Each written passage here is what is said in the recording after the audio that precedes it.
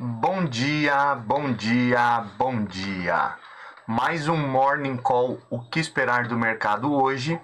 Eu sou o professor Wagner aqui da Francesca Educação Financeira e todos os dias a partir das 5h50 da manhã nós estamos aqui ao vivo para falar sobre o fechamento de mercado no dia anterior e trazer as principais notícias que podem movimentar o mercado financeiro no dia de hoje.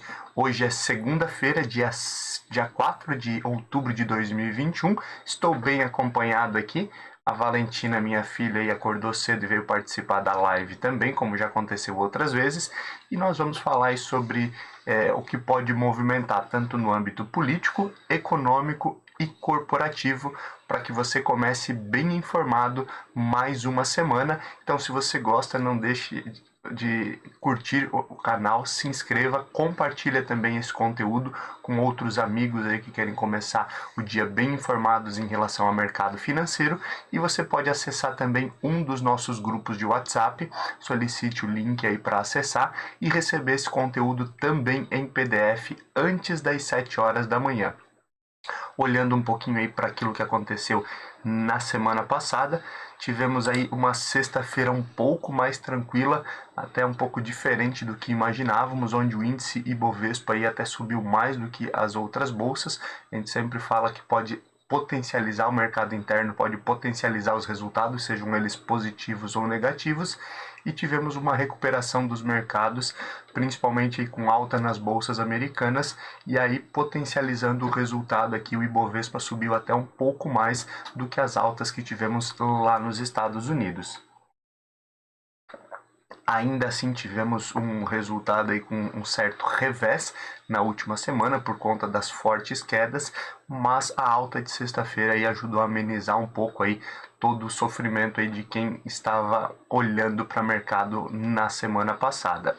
Alguns pontos aí que foram cruciais para as altas na sexta-feira. O principal deles aí foi o anúncio de uma nova medicação para uso de via oral, né?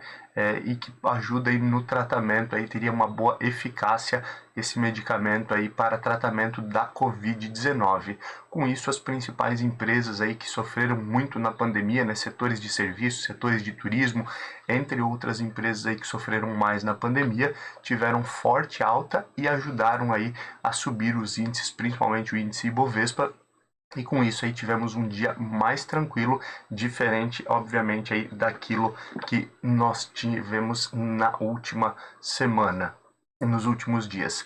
Também tivemos aí o presidente do Banco Central afirmando aí que a inflação no país não é por fatores temporários, então, obviamente, aí ampliando cada vez mais a preocupação nesse sentido e a perspectiva de política contracionista que nós já ouvimos aí nas últimas semanas, como fala aí do próprio presidente do Banco Central, o Campos Neto.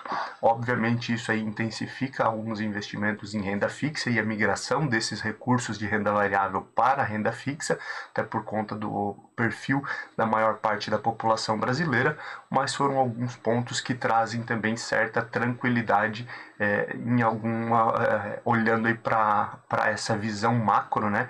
E esse olhar aí de contenção do Banco Central brasileiro. Também na sexta-feira o ministro Paulo Guedes reforçou aí que o Auxílio Brasil ele aí está bem adiantado, né? Também aí trazendo uma certa perspectiva aí em relação a isso, mas ao mesmo tempo ampliando um pouco o risco fiscal, lembrando aí que esse aumento ele pesa bastante no orçamento dos próximos anos, mas a base do governo é mais favorável ao Auxílio Brasil, que substitui o Bolsa Família, do que a continuidade, assim como a Câmara e outros parlamentares querem, que seja prorrogado o auxílio emergencial até abril do ano que vem. Isso também teria um peso ainda maior nesse risco fiscal brasileiro. Isso acaba repercutindo negativamente aí no mercado de forma geral. Olhando para fora, os Estados Unidos, nós tivemos a divulgação do PCE, lá, né, que é a inflação do país, subiu um pouco além da expectativa, mas o ânimo aí foi renovado, principalmente olhando aí para o fim do risco de shutdown lá nos Estados Unidos, shutdown ali que a gente já falou a semana passada inteira, era uma grande preocupação, aonde a máquina pública norte-americana aí poderia parar caso não fosse aprovado, não fosse sancionado, então, a decisão do Congresso para que pudesse aí, ultrapassar o teto de gastos do governo norte-americano. Isso aí deu uma certa tranquilidade para os mercados na sexta-feira e, óbvio, aí, acaba ainda mantendo no radar a necessidade de votar o orçamento para 2022, o que acaba também ainda sendo um problema na mão do presidente Joe Biden, e também aí é defendido esse aumento aí no orçamento 2022 pela Janet Yellen, né, que é a secretária de Tesouro norte-americano, olhando para as necessidades e para os projetos aí de 2022 em diante e a finalização do ano de 2021. Olhando para a Europa, apesar aí da alta das inflações, a alta da inflação ainda existe certo ânimo aí nos investidores, mas um pouco mais preocupados aí com a perspectiva de inflação e com a inflação na maioria dos países da Europa acima da meta, olhando obviamente aí para aquilo que os bancos centrais podem fazer no intuito aí de reter, de conter um pouco dessa inflação, reduzindo então talvez estímulos econômicos, como já foi planejado, ou até mesmo a alta de juros. Isso acaba preocupando parcialmente os investidores. E na Ásia, teremos aí essa semana também, e desde sexta-feira, uma intensidade um pouco menor devido ao feriado chinês. Mas ainda na sexta-feira e para essa semana se imagina ainda alguns desdobramentos em relação à crise da Evergrande e alguns calotes aí que foram continuados aí na sexta-feira e no final de semana. Vamos olhar um pouquinho para números e fica mais fácil aí a gente entender tudo o que aconteceu e continuar esse nosso bate-papo. Índice Ibovespa, então, na sexta-feira subiu 1,73%, chegando aos 112.900 pontos. O dólar aí teve uma queda forte de 1,54% a R$ 5,36. E olhando aí para as bolsas americanas, Nasdaq, a bolsa de tecnologia, subiu 0,82% a 14.566 pontos. Temos S&P 500 que subiu 1,15%, chegando aos 4.357 pontos, e Dow Jones com alta de 1,43%, chegando aos 34.326 pontos na sexta-feira. Olhando para a Europa, a situação não foi tão positiva para as bolsas, mas olhando aí para o euro caiu 1,48%, chegando aos R$ 6,22, mostrando aí uma valorização da moeda brasileira. Nas bolsas temos o DAX na Alemanha caindo 0,68 a 15.156 pontos, o CAC na França lateralizando uma queda de 0,04% a 6.517 pontos, e no Reino Unido a queda foi de 0,84% a 7.027 pontos. Na Ásia nós temos aí feriado, então, como já falamos anteriormente, na China, né, que dura aí praticamente essa semana inteira ainda, e o Japão fechou então em forte queda de 2,31% a 28.771 pontos, olhando aí para o fechamento de sexta, ainda refletindo, né, o fechamento de quinta das bolsas norte-americanas, bolsas europeias, que tivemos aí a forte queda então na quinta-feira nessas bolsas, e isso refletiu na sexta-feira somente no Japão. Hoje temos algumas perspectivas ainda olhando para o Japão, mas a gente fala lá no final do nosso Morning Call o que esperar do mercado hoje. Cenário de cripto. Após aí alguns dias de volatilidade e queda, como nós tivemos nas últimas semanas, o Bitcoin aí subiu na sexta-feira 10,78% e o Ethereum chegou a subir 10,58%. Então uma reviravolta aí nas cripto, né, que oscilam bastante, mas é interessante olhar para esse fechamento. Na sexta também tivemos uma leve alta aí no petróleo futuro, onde o Brent fechou a 79 dólares e 13 cents e o WTI fechando a 75 dólares e 8 cents o barril. Muita expectativa aí por conta da reunião da OPEP, que começa no dia de hoje, né? E pode trazer novos desdobramentos também em relação ao preço da commodity. Índice S&P 500 VIX, o índice do medo, que subiu forte na semana passada por conta de toda a volatilidade. Hoje está um pouco mais, fechou a sexta-feira um pouco mais ameno, com queda de 8,60% a 21,15 pontos. Lembrando, quanto mais alto aqui esse índice VIX, essa pontuação, maior o risco no mercado de ações, maior a volatilidade. Quanto menor esse risco, menor essa volatilidade. Olhando também o âmbito de metais futuro, nós temos aí o ouro futuro sendo negociado aí com a perspectiva para final do mês de outubro a 1.755 dólares e 30 cents a onça. O alumínio futuro aí com perspectiva de 2.870 dólares e 25 cents a tonelada, e o ferro refinado aí caindo em relação ao fechamento do mês anterior, com uma perspectiva aí de 115 dólares e 76 cents a tonelada, muito aí por conta da redução de oferta e demanda, né? E também temos aí o feriado aí na China, que não força aí o preço do minério, mas também reduz automaticamente com o feriado a movimentação da indústria lá na China e reduz, obviamente, a compra também do minério de ferro, mas acompanhamos aí os próximos detalhes em relação a commodity também. Na sexta-feira, aí, olhando para as principais altas do índice Bovespa, tivemos Banco Inter aí, que caiu forte durante a semana, se recuperando bastante na sexta-feira. BID11, que são as ações do tipo Units, subindo 9,54% a R$ 51,10. BID4, que são as ações aí preferenciais, subindo 9,31% a R$ 17,14.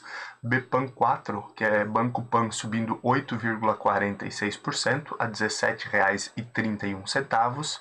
COGN3 Cogna, subindo 8,12% a R$ 2,93, e CVCB3, CVC Brasil, subindo 7,53% a R$ 23,14. As principais baixas do índice na sexta-feira ficaram por conta aí de SUSB3, Suzano, que caiu aí 3,76% a R$ 52,47. Pecar3, que é pão de açúcar, também caindo 2,56% a R$ 25,08. E JBSS3, a parte de frigoríficos, JBS, caindo 1,97% a R$ 36,34. Fechando, ainda temos KLBN11, Klabin, caindo 1,86% a R$ 23,76, e FLRY3, Fleury, caindo 1,58% a R$ 21,77. Desculpa. Olhando aí para essa semana, essa segunda-feira em específico, vale a pena ficar de olho em alguns indicadores aqui no Brasil. Logo cedo aí temos a divulgação às 7h30 do índice de preços ao consumidor da FIPE, IPC-FIPE.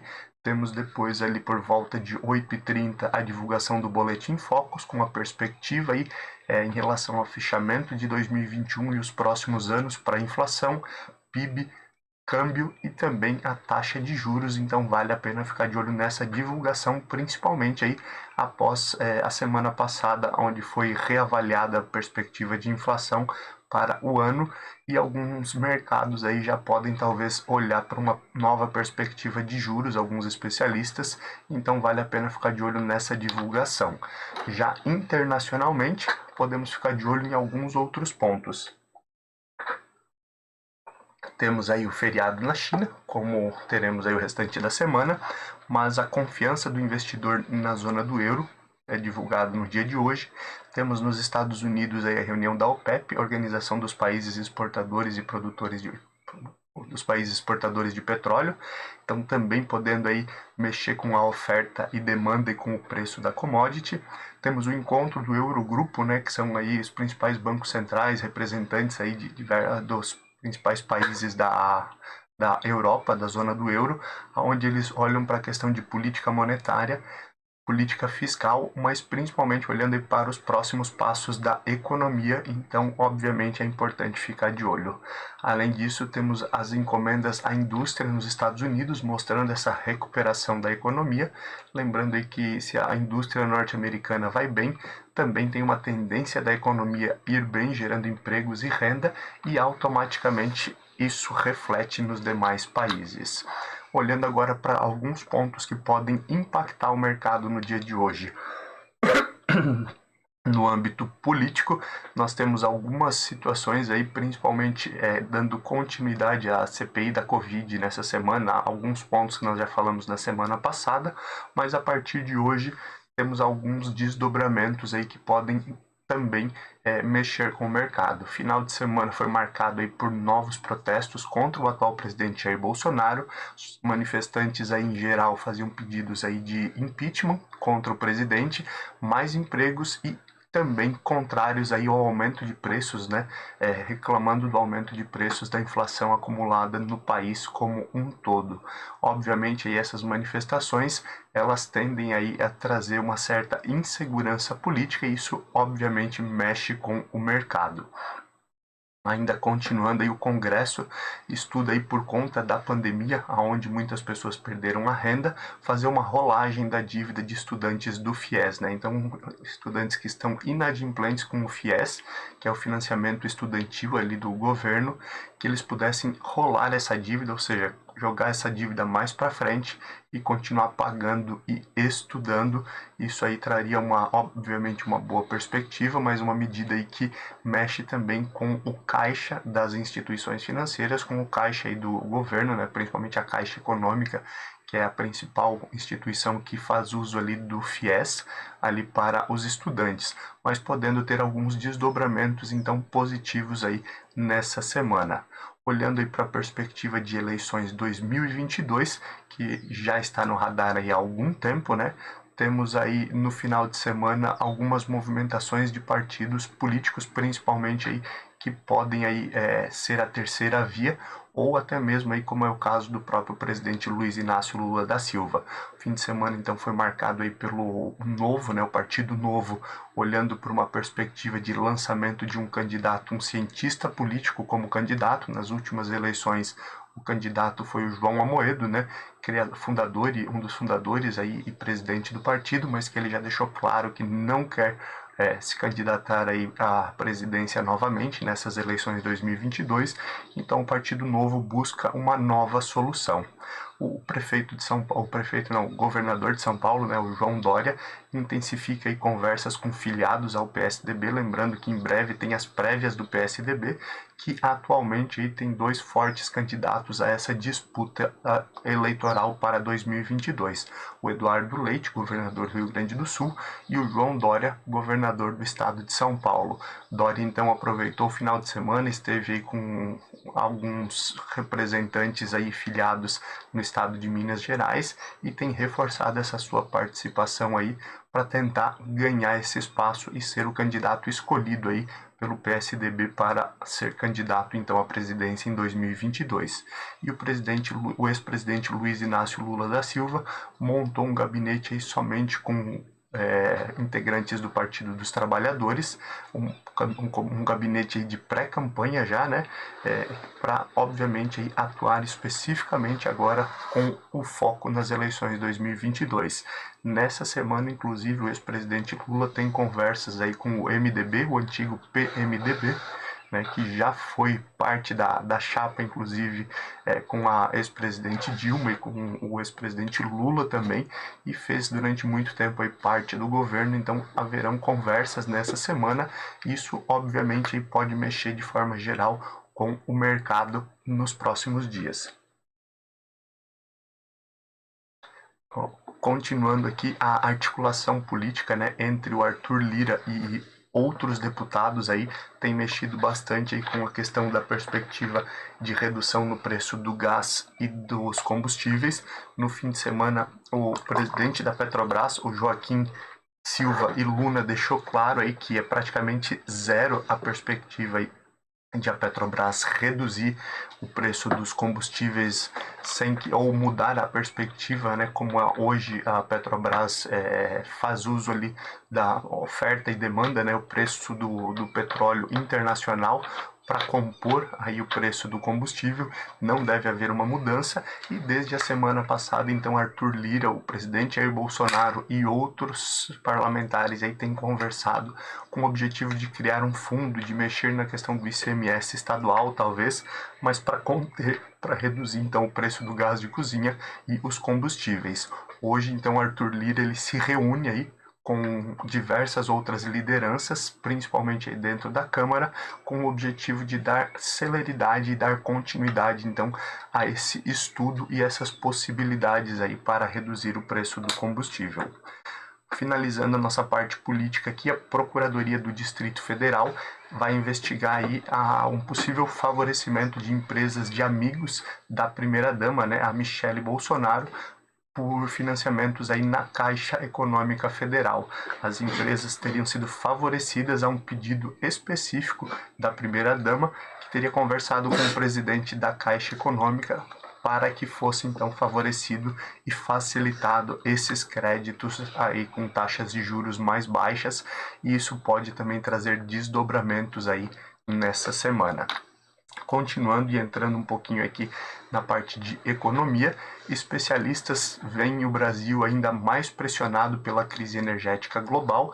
Lembrando aí, né, nós estamos sofrendo aí nos Estados Unidos, Europa e na Ásia aí com a falta de energia, mas principalmente aí com valores mais altos aí para a produção de energia, os insumos mais caros, e isso tem feito aí com que diversos países pensem de uma maneira diferente soluções ali para resolver esse problema. A China tem olhado e em alguns momentos aí parado as fábricas, principalmente, né? Alguns outros países atuam muito mais na produção de energia renovável, o ESG, como é o caso aí de alguns países na Europa, mas essa crise aí tem pressionado, apesar de alguns especialistas dizerem que será uma crise passageira, tem pressionado também aqui no Brasil por conta do aumento de preços, né? Essa crise, esses insumos mais altos no exterior aí para a produção de energia encarecem a produção ou tem uma demanda, uma oferta menor do que a demanda, os preços ficam mais caros e automaticamente somos impactados aqui no Brasil também. Ainda olhando para essa perspectiva de pressão sobre aumento de preços, né, a inflação, de acordo com alguns estudos, ela bate todos os demais investimentos no acumulado do ano, né? Principalmente olhando para Ibovespa também, onde nós tivemos aí fortes quedas nos últimos meses, olhando aí para outros títulos de renda fixa, a inflação ela tem batido, ou seja, mesmo quem tem dinheiro investido acaba perdendo dinheiro para a inflação no ano de 2021, pelo menos olhando até o início do mês de outubro. O Banco Central aí já desde a semana passada tem uma atuação mais ativa aí com a perspectiva de intervenção aí no preço da moeda norte-americana, do dólar, né? Mas a perspectiva é que o Banco Central continue atuando mais então com swaps, que medidas aí de derivativos com o objetivo aí principalmente aí de proteção, e os swaps então sejam mais utilizados do que uma intervenção à vista, né, do que a venda à vista aí de moeda norte-americana, com o objetivo de reduzir esse valor da moeda norte-americana. Obviamente, alguns especialistas divergem sobre se essa seria a melhor ou não expectativa de a melhor solução do Banco Central, mas é a atual política aí do Campos Neto, presidente do Banco Central. Aguardamos as cenas dos próximos capítulos e vamos falando sobre tudo isso aqui diariamente no nosso Morning Call. Ainda olhando para o exterior, lá nos Estados Unidos, a perspectiva aí do teto de gastos, né, que conseguimos aí, o governo norte-americano conseguiu postergar até o fim do ano, então essa questão do teto de gastos, né, que precisa ser aprovado novamente juntamente com o orçamento de 2022. Toda essa incerteza, todas essas indecisões tem abalado aí o preço das treasuries, né? As treasuries são os títulos de renda fixa, né? Os títulos de dívida pública lá nos Estados Unidos e os investidores aí se desfazendo aí de títulos com vencimento no curto prazo, justamente nesse período onde o governo precisaria aí de mais dinheiro. Isso, obviamente, aí pode mexer com o preço das treasuries aí num prazo mais longo e também tirar recursos aí ou haver movimentação de recursos entre renda fixa e renda variável, além, óbvio, de toda essa incerteza que mexe com o mercado nesse início da semana. Então, vale a pena ficar de olho também nesse movimento aí. E na questão da política norte-americana que mexe com a economia, olhando para esse orçamento 2022. Risco fiscal ainda será a tônica no mercado nacional e causará ainda bastante volatilidade, dizem os especialistas, por conta aí de PEC dos precatórios que nós temos ainda a ser definida, aumento da questão do Auxílio Brasil, né, que agora muda o antigo Bolsa Família, e também temos outros pontos como a reforma do imposto de renda e que causam ali atritos políticos e mexem com o risco fiscal, então também vale a pena ficar de olho nesses movimentos. Por fim, trazemos aqui notícia aí do fim de semana, né, vazamento de documentos que ficou conhecido internacionalmente como Pandora Papers, né, mostra aí que o ministro Paulo Guedes e o presidente do Banco Central, Campos Neto, teriam enviado dinheiro para o exterior, teriam contas no exterior em forma de offshore, e isso também pode trazer alguns desdobramentos após esse vazamento desses documentos no final de semana. Olhamos então e aguardamos as cenas dos próximos capítulos que nós vamos falar aqui no nosso Morning Call, o que esperar do mercado hoje. Entrando um pouquinho em cenário corporativo, alguns pontos aí que vale a pena ficar de olho. As empresas têm aproveitado aí o bom momento da renda fixa e a migração de investidores saindo da renda variável para a renda fixa e aproveitam esse momento aí para alongar dívidas através da emissão de debêntures, né? Lembrando a debêntures aí, as debêntures são títulos privados, né, de renda fixa. As empresas têm o objetivo então de ou alongar essas dívidas ou fazer investimentos de longo prazo, e você compra essa dívida para receber o seu recurso lá no futuro com juros. A ideia aí das principais empresas hoje é emitir uma quantidade maior de debêntures, conseguindo alongar a dívida sem que elas precisem aí se desfazer do seu capital, né? Emitir novas ações, reduzir o seu capital, o capital dos controladores com a emissão de novas ações. Então a emissão de debêntures aí tem sido uma boa solução, principalmente aí no momento em que os investidores têm atrelado aí o seu viés agora para a renda fixa. Aguardamos cenas dos próximos capítulos, não é recomendação de compra ou de venda, mas certamente aí vemos muitas empresas no mercado alongando essas dívidas através das debêntures e devemos ter um movimento que continua nesse sentido para os próximos meses, talvez até o próximo ano todo. Banco Pan, que recentemente teve as mudanças de controlador, né, onde a Caixa aí se desfez aí da sua posição em Banco Pan e basicamente vendeu toda a posição para BTG Pactual. Agora o Banco Pan, que tem evoluído aí em relação à tecnologia, anunciou também uma fusão com uma empresa de tecnologia, a Mosaico, e isso também pode trazer novos movimentos ao mercado. Lembrando que Banco Pan já na sexta-feira foi uma das principais altas do índice e pode continuar aí com um bom momento aí através dessa fusão e olhando muito para esse atendimento digital para a questão de tecnologia. O Madeiro, rede de restaurantes que nós já falamos algumas vezes aqui no nosso Morning Call, o que esperar do mercado hoje, ele adiou por diversas vezes o seu IPO, a sua oferta inicial de ações, abertura de capital. Falamos aí em alguns momentos da dívida do Madeiro aí, que passava por alguns problemas e tendo que também alongar as suas dívidas, aí, como aconteceu com outras empresas.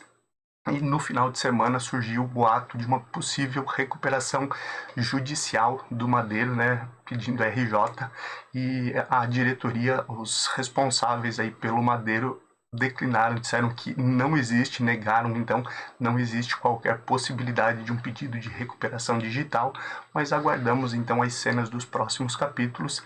Isso tudo pode movimentar com o mercado no dia de hoje. E a IVE, né, a empresa e a startup da Embraer, continua aí com o projeto aí dos carros voadores, né? E então a Eve recebeu aí pedidos de mais 100 carros voadores, mais 100 novos carros para serem entregues até 2026. Lembrando, né, além da Embraer já ter subido bastante, a Eve foi uma das empresas aí que fez com que, um dos projetos que fez com que houvesse forte alta também dos preços das ações de Embraer nos últimos meses, e isso pode continuar colaborando com a valorização da empresa. Lembrando, não é uma recomendação de compra ou de venda, apenas trazendo notícias que podem impactar o mercado. Outra notícia aí que pode impactar o mercado é o fato aí da CVC Corp ter sofrido um ataque cibernético no final de semana, ataques cibernéticos aí que tem no passar dos meses aí ampliado cada vez mais esses acontecimentos, diversas empresas sofrendo esses tipos de ataque.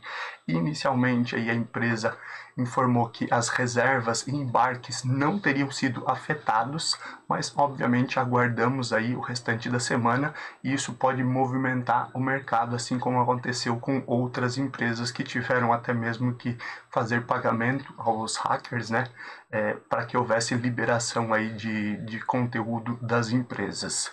Além da Evergrande, aí, que a gente já vem discutindo há diversas semanas, vários dias, outras empresas chinesas aí estão vivendo um momento de crise, inclusive aí pedindo recuperação judicial. Não tem um impacto tão grande aí como o caso da Evergrande, mas podemos aí ter movimentação no mercado asiático por conta disso.